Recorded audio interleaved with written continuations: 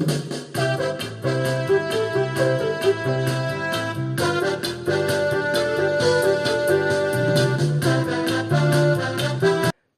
मुलांनो, तुमच्या आवडत्या संजय सरांच्या गोष्टींच्या शाळेत तुमचं मनपूर्वक स्वागत. मुलांनो, शालेय जीवनात आपण कळत नकळत अनेक कामे मनापासून आणि जबाबदारीने पूर्ण करत असतो. शालेय जीवनातला हा संस्कार आपल्या पुढील भविष्याचा टर्निंग पॉइंटच असतो बरं का. मुलांनो, अशा जबाबदारीने प्रामाणिकपणे काम करणाऱ्या शाळेतल्या मुलांची गोष्ट आज आपण ऐकणार आहोत.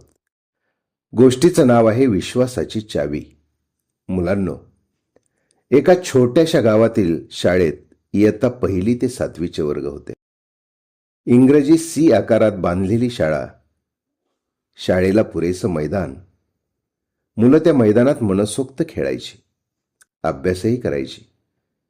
एकंदरीत शालेय वातावरण खूप प्रसन्न होतं. शाळेच्या परिसरातील फुलांची झाडं शाळेच्या सौंदर्यात अधिकच भर टाकत होती.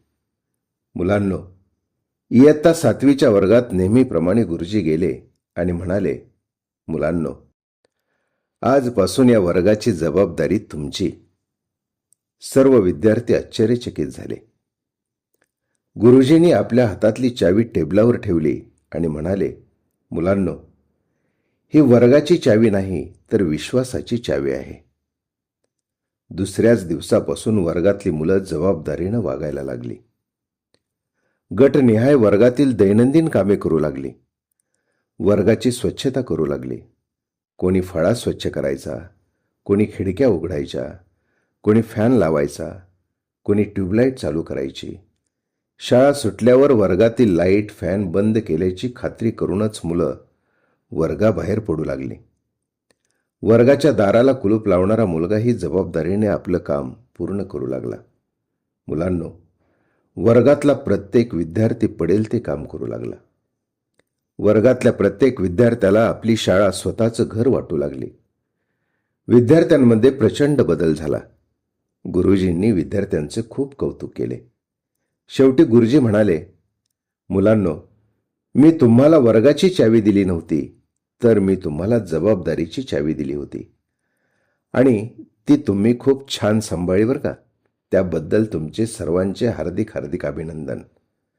मुलांनो, शाळेच्या भिंती विटांनी बनतात, पण शाळेचं सौंदर्य संस्काराने वाढतं.